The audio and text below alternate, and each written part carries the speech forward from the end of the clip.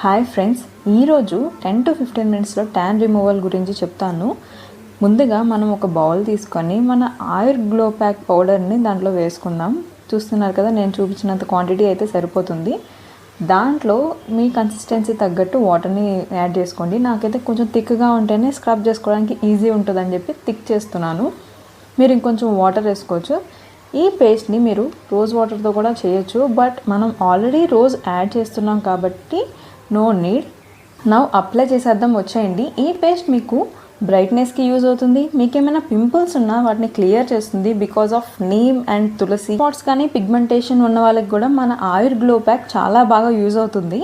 మన oil glow pack యొక్క best quality ఏంటంటే ఇన్స్టెంట్గా ట్యాన్ రిమూవ్ చేస్తుంది. 1 వాష్కి మీరైతే రిజల్ట్స్ని అయితే చూడొచ్చు.